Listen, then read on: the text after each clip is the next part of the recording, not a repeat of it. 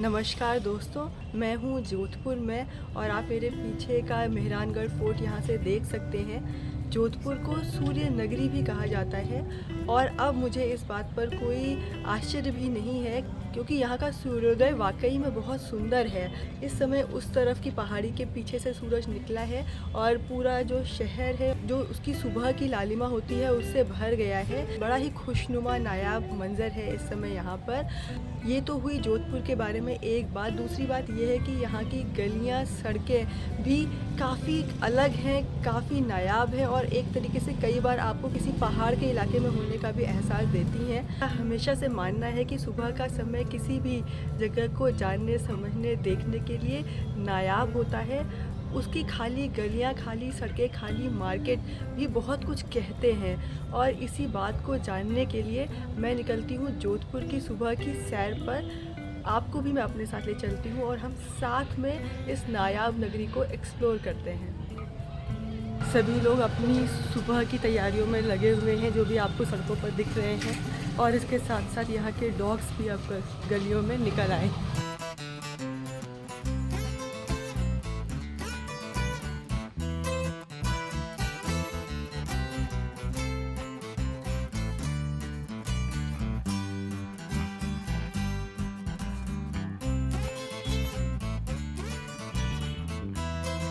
काफ़ी पुरानी ये गली लगती है और काफ़ी नैरो है। दोनों तरफ घर बने हुए हैं। घरों पर जो गेट लगे हुए हैं आप उन पर और जो घरों के आर्किटेक्चर है उस पर आप गौर करिए। वो अपने पुराने होने का एहसास देते हुए चलते हैं। ये देखिए कितनी पुरानी ये बिल्डिंग है। इन हवेलियों को देखिए आप। आज तो ये आम जिंदगी का हिस्सा लगती है पर एक समय ऐसा भी रहा होगा जब ये शान शौकत वाली रही होंगी। हालांकि जो इनका यूनिक आर्किटेक्चर है राजस्थानी, उसने इनकी जो पहचान है उसको अभी भी बरकरार रखा है।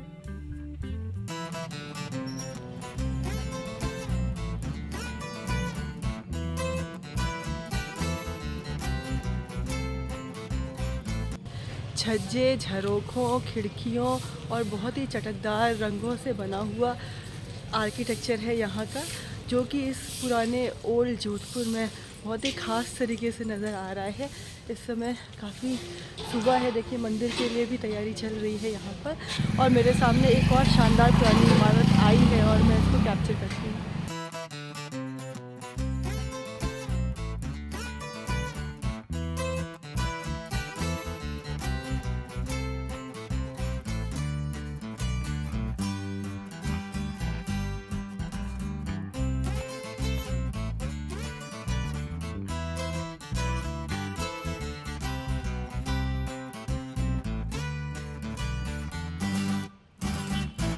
जोधपुर में ये मेरा दूसरा और वैसे टेक्निकली तीसरा दिन है और मैं कई बार इन गलियों में आ चुकी हूँ, लेकिन इस समय ये गलियाँ और भी ख़ास नज़र आ रही हैं क्योंकि इस गली की जो खासियतें हैं वो साफ़ साफ़ नज़र आ रही हैं। आप देखिए कितनी खूबसूरत ये जालियाँ, दरवाज़ों की इन जालियों पर गौर करते हुए चलिए, ये कितनी ज़्यादा खूबसूरत सी लग रही हैं इस समय।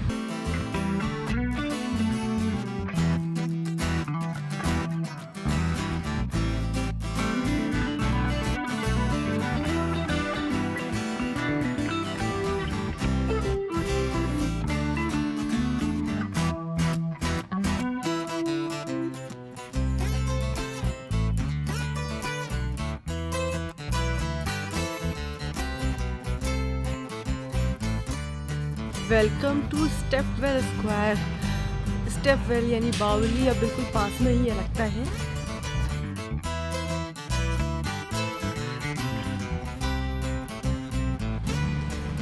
Stepwell cafe, stepwell square, stepwell hotel. Stepwell यानी बावली के नाम पर यहाँ पर ज़्यादातर इमारतों के नाम हैं और देखिए क्या ज़बरदस्त आर्किटेक्चर है इस होटल का।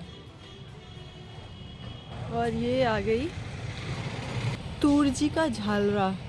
1740 की बनाई हुई ये स्टेपवेल है। इस स्टेपवेल को मैंने परसों रात को भी देखा था और इसके हर एक स्टेप में उस समय मोमबत्तियाँ लगा रखी थी और वो रात में चमक रही थी, बहुत ही ज़्यादा खूबसूरत लग रही थी। दिन में चीज़ों को और सुबह के समय चीज़ों को देखने का मज़ा कुछ और है और कुछ ऐसी जगहें होती हैं जिनको मुझे हमेशा लगता है सुबह भी देखना चाहिए और शाम को भी। तो शाम को मैं इसको देख चुकी हूँ, इस समय में सुबह के समय कैसा दिखाई देता है और ये रियलिटी में कैसा दिखता है, इसको चलिए देखते हैं। 1740 का बना हुआ ये स्टेपवेल है।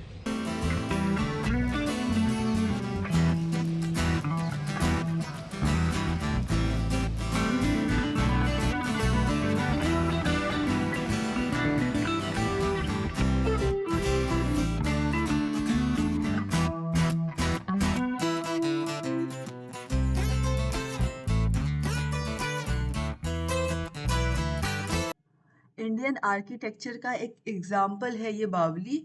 और इसकी जो लोकेशन है वो भी अब बड़ी ज़बरदस्त हो गई है। चारों तरफ से ये बिल्डिंग से घिरी हुई है और एक तरफ से मेहरानगढ़ फोर्ट भी दिखाई देता है।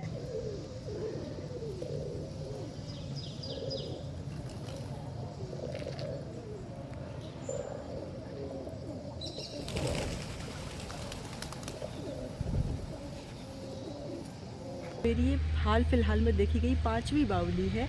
इस बात की मुझे बेहद खुशी है और ये काफ़ी गहरी है। और मैंने जो और बावलियाँ देखी थी इस बीच दिल्ली में, वो या तो थोड़ी छोटी थी और या फिर उनमें काफ़ी पानी भरा हुआ था, तो जो नीचे के स्टेप्स थे वो दिखाई नहीं दे रहे थे। इस बावली को काफ़ी गहराई तक देखा जा सकता है। एक बात और है कि यहाँ पर काफ़ी लोग हैं जो नीचे तक गए हुए हैं और वो इसमें स्विम भी कर रहे हैं इस समय।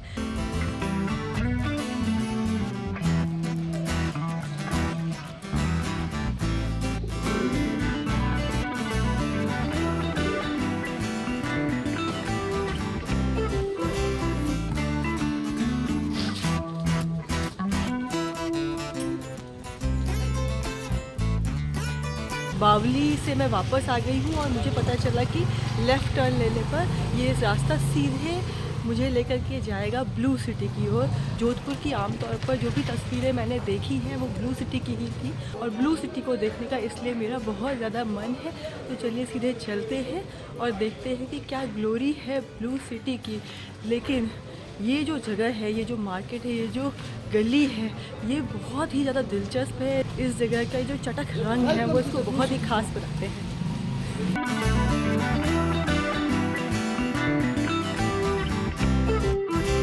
इस पीछे की पतली सी गली में 2 बिल्डिंग्स के बीच में से सूरज निकल करके आया है और वो बहुत ही शानदार लग रहा है। इसको देखकर मुझे याद आ गई नेटफ्लिक्स की सीरीज़ की जिसका नाम है my life with water boys.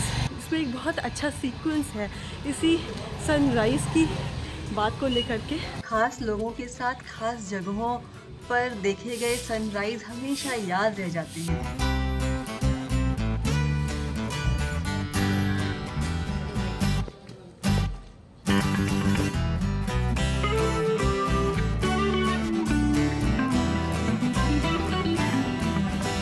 City की इस गलियों में चटक रंगों की भरमार है और खैर ब्लू तो यहाँ पर सब कुछ है ही। यहाँ तक कि ठेले को भी ब्लू कलर में रंगा गया है। ये काफ़ी ज़्यादा इंटरेस्टिंग है।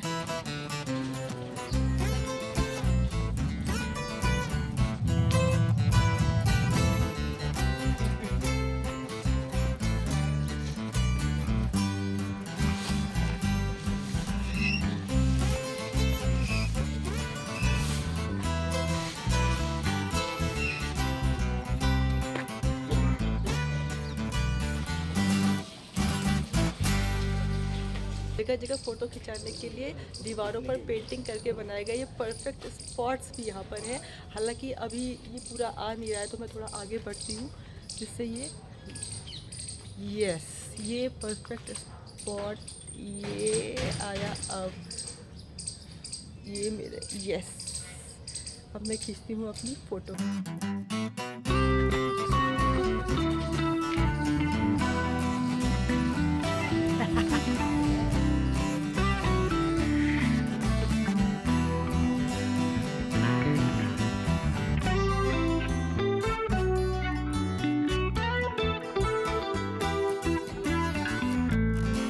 जालियाँ भी ज़बरदस्त हैं और जब मैं इस पर चल रही हूँ और वीडियो बन रहा है और सेल्फी मोड में मैं पीछे के जो कलरफुल दीवारें, पत्थर और जालियाँ और दरवाज़े देख रही हूँ, तो मुझे लग रहा है कि कुछ है जो मिस होता चला जा रहा है और उसको रुक करके मुझे हमेशा मन कर रहा है कि मैं हर एक दरवाजे की, हर एक कलरफुल जाली की फ़ोटो ले लूँ।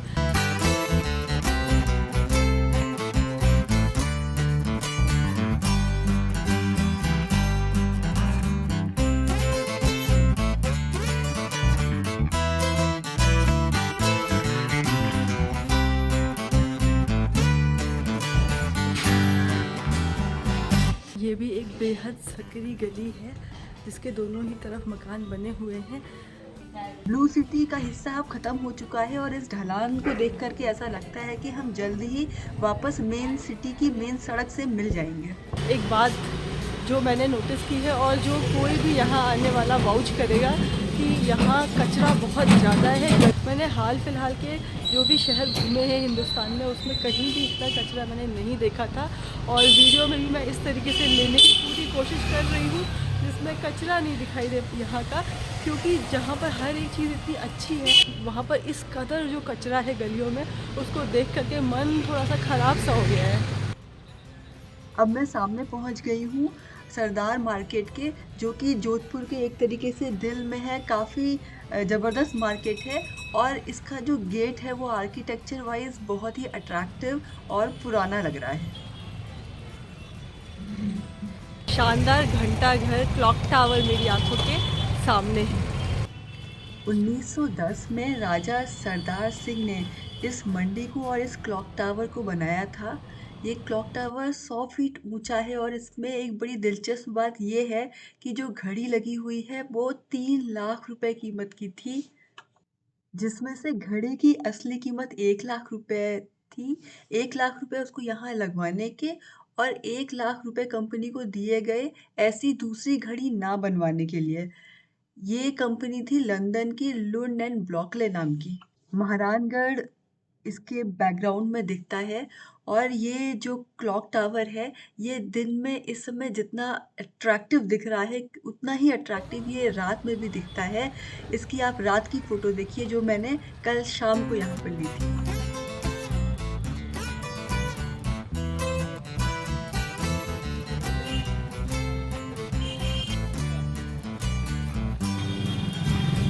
लाल बाबा का मंदिर।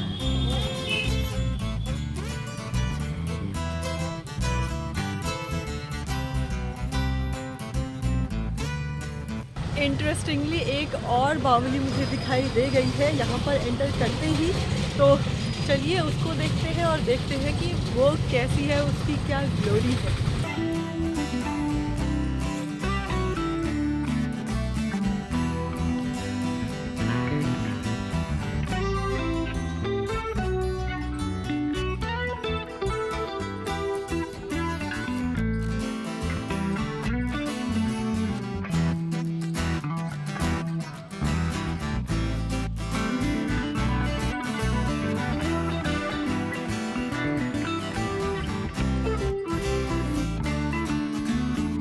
तरीके से मैं एक और शानदार बावली तक पहुंच गई हूं।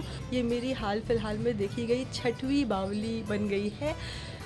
ये काफ़ी शांत सी लग रही है और यहाँ पर आना काफ़ी प्लेजेंट है। ऐसा मैं इसलिए कह रही हूँ क्योंकि सुबह तूर जी की बावली जहाँ पर मैं गई थी वो बहुत ही स्टीप थी और बहुत ऊंचाई पर थी और उसमें इनसे नीचे देखने पर एक किस्म का डर सा लग रहा था, पर यहाँ ऐसा कुछ नहीं है। लेकिन अफसोस की बात ये है कि वो बावली काफ़ी वेल केप्ट थी और ये बिल्कुल ही अनमैनेज्ड है और यहाँ पर चारों तरफ अगर आप देखें तो कचरा और गंदगी पड़ा हुआ है और ये इतने प्राइम लोकेशन में होते हुए, जोधपुर के बिल्कुल हार्ट में, ओल्ड सिटी के हार्ट में होते हुए भी इतनी अनकेप्ट है, अनमैनेज्ड है। ये बहुत ही दुख की बात है। पर बहरहाल ये बावली भी बहुत ही शानदार है, बहुत ही खूबसूरत है। आजकल जिस स्पीड से मैं बावलियों को घूम रही हूँ, कई बार मुझे लगता है कि मैं बावड़ियों का या बावलियों का पीछा करते हुए उन तक पहुँच रही हूँ और कई बार मुझे ऐसा भी लगा है बावलियाँ मेरे सामने अचानक अपीयर होने लगी हैं।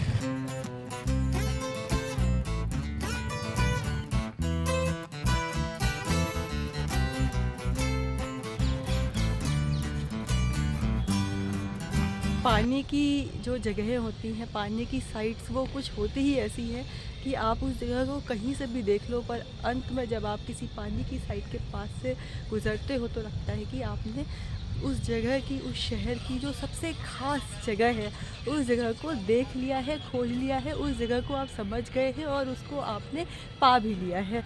ऐसा ही कुछ फीलिंग इस समय मुझे आ रही है यहाँ पर इस ब्रिज से गुज़रते हुए, जहाँ से एक तरफ मेहरानगढ़ फोर्ट का और दूसरी तरफ पुरानी सिटी का स्पेक्टेकुलर व्यू दिख रहा है। दोस्तों, गुलाब सागर के बगल से और जबकि मेहरानगढ़ फोर्ट मेरे बैकग्राउंड में है, मैं अपनी सुबह की सैर को यहीं पर समाप्त करती हूँ और साथ ही इस एपिसोड को भी यहीं पर ख़त्म करती हूँ। अगर आपको ये एपिसोड अच्छा लगा हो और आपने यहाँ तक देखा हो तो चस्का-ए ज़िंदगी चैनल को सब्सक्राइब करना नहीं भूलें। इसी के साथ दोस्तों मैं आपको अब अलविदा कहती हूँ। अलविदा, शब्बा खैर, नमस्कार, बाय बाय। अपना बहुत बहुत बहुत ध्यान रखिए और देखते रहिए चस्का-ए ज़िंदगी।